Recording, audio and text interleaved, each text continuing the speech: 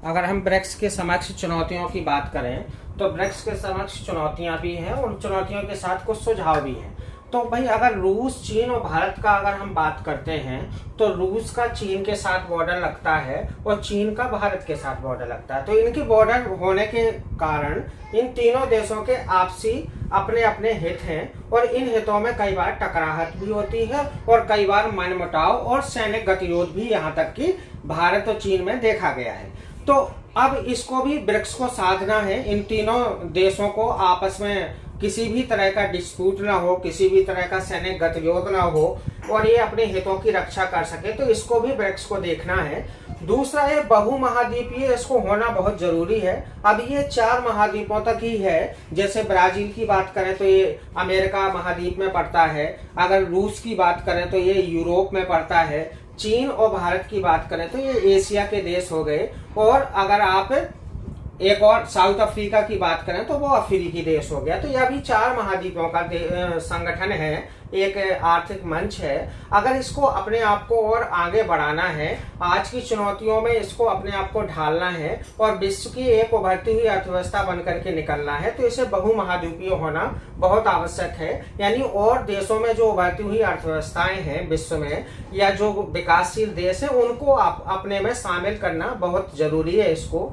अगला ये है इसके जो एजेंडे हैं, जो इसके उद्देश्य हैं, इन उद्देश्यों को इसको और विस्तार करना चाहिए, उनमें और उद्देश्यों को जोड़ना चाहिए। जैसे हम बात करें जलवायु परिवर्तन, वित्त विकास, आधारभूत संरचना, ये जो है, जो ये उद्देश्य है इसके, जो ये लक्ष्य हैं, इन लक्ष्यों को इसको और बढ़ाना चाहिए ताकि विश्व के अन्य देश भी देखें और इसमें शामिल हो और उनको भी एक स्थिरता का अनुभव हो और ब्रिक्स का विस्तार हो। अगर हम भारत और चीन के विवाद की बात करें तो हाल ही में भारत और चीन के कई सारे विवाद सामने आए हैं। जैसे डोकलाम विवाद देखा आपने, लद्दाख में जो फिंगर 4 का आपने स्थिति देखी वहां पर भी आया, और BRI जो चीन का बोर्ड रोड इनिशिएटिव है उसमें भी भारत की कुछ आपत्तियां हैं। तो इन विवादों को भी ब्रिक्स को देखना है और इसका शांतिपूर्ण ढंग से ये विवाद निपट जाए और आर्थिक हितों में या फिर राजनीतिक हितों में किसी भी तरह का इनमें टकराव ना हो, ये भी ब्रिक्स को देखना पड़ेगा।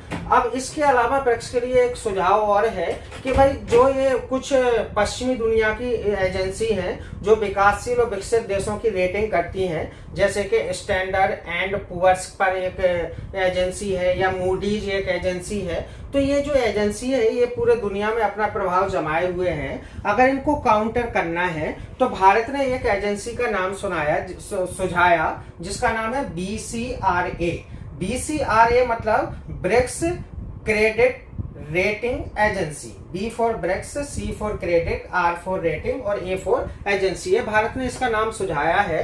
तो इस एजेंसी को भी विकसित करना है ताकि इनका काउंटर किया जा सके, स्टैंडर्ड मूवर्स और मूडीज का काउंटर करा जा सके। तो ये ब्रिक्स की कुछ समक्ष चुनौतियां भी हैं और ब्रिक्स के लिए कुछ सुझाव भी है कि ब्रिक्स को अगर दुनिया में विश्व का सबसे बड़ा आर्थिक या व्यापारिक या आप ये कहें राजनीतिक मंच बनना है, संगठन बनना है, तो इन चीजों पर बदलाव करना पड़ेगा और आगे बढ़ना पड़ेगा। तो ब्रिक्स और भी प्रभावी हो सकता है क्योंकि ये पहले ही बताया जा चुका है कि 2050 तक इसमें ये संभावना है कि विश्व की सभी अर्थव्यवस्थाओं के ये पीछे छोड़ सकता है। तो इनमें और बदलाव करने से ये जो 2050 है इससे पहले भी ये अपने लक्ष्य को पूरा कर सकता है। आगे बढ़ते हैं हम, भारत के लिए इसका क्या महत्व है। अगर ब्रिक्स का हम भारत के लिए महत्व देखें तो भारत के लिए ब्रिक्स बहुत अच्छा प्लेटफॉर्म है अपनी सारी समस्याओं को उठाने का। सबसे पहला तो अंतर्राष्ट्रीय आतंकवाद देखते होंगे आप, जिसमें पाकिस्तान का बड़ा हाथ है और चीन इसमें सहयोग करता है।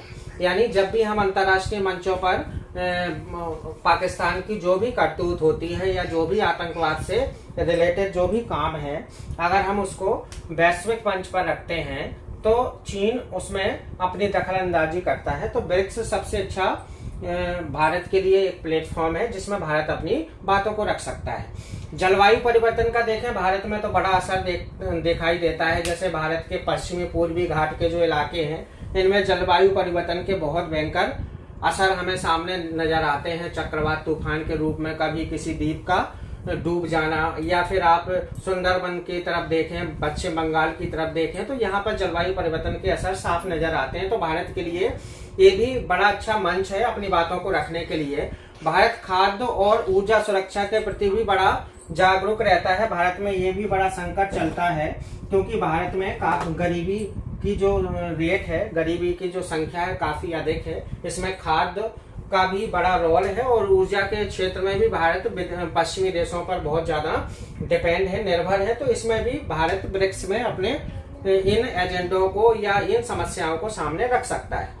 अगली बात, अगर भारत जो अंतर्राष्ट्रीय संस्थानों में सुधार की मांग है बड़े लंबे समय से करता आया है, विशेषकर यूएनओ में यानी संयुक्त राष्ट्र संघ में, तो इसके ब्रिक्स के जो 2 सदस्य देश हैं जिसमें रूस और चीन है, ये संयुक्त राष्ट्र संघ के स्थायी सदस्य भी हैं। तो भारत के लिए इसका भी लाभ मिल सकता है क्योंकि भारत काफी लंबे समय से अंतर्राष्ट्रीय संस्थानों में सुधार की मांग उठाता रहा है और अपने आप को यूएनओ का सदस्य के रूप में देखता आया है। क्योंकि यूएनओ की जो देश हैं, जो शर्तें हैं, भारत पूरी तरह से उसको पूरा करता है तो एक प्रबल दावेदार के रूप में माना जाता है। तो भारत इन ब्रिक्स देशों की सहायता से यूएनओ का सदस्य भी बन सकता है भविष्य की बात करें तो। अगला एनडीपी की बात करें तो भारत को अपने बुनियादी ढांचा के लिए और सतत विकास के लिए एनडीपी जैसे प्लेटफॉर्म की बहुत आवश्यकता है, यानी बैंकिंग की आवश्यकता है अपने यहाँ पर बुनियादी ढांचा और सतत विकास को पूर्ण करने के लिए। तो एनडीपी एक बहुत अच्छा विकल्प भारत के लिए साबित हो सकता है। तो ये भी भारत के लिए संभावना है। और अगर एनडीपी की बात करें तो भारत के लिए एक फाइनेंसिंग स्कीम के तहत एनडीपी ने भारत को 250 मिलियन का एक पैकेज दिया हुआ है, फाइनेंस कर रहा है, ताकि भारत अपनी नवीनीकरणीय ऊर्जा को और विकसित कर सके। ज्यादातर भारत अपनी ऊर्जा का विदेशी व्यापार से ही पूर्ण करता है। तो नवीनीकरण ऊर्जा को विकसित करने के लिए एनडीबी ने फाइनेंसिंग किया हुआ है और आगे जाके मल्टी ट्रेंच फाइनेंसिंग सुविधा भारत पूर्ण कर सके। तो इसके लिए भी भारत के ब्रिक्स से बहुत बड़ा एक प्लेटफॉर्म हो सकता है, एक मंच हो सकता है। तो ये ब्रिक्स के बारे में है और भारत का महत्व है। आई होप आपको समझ आया होगा। आगे ऐसे वीडियो देखने के लिए आप शेयर और सब्सक्राइब करें। Thank you.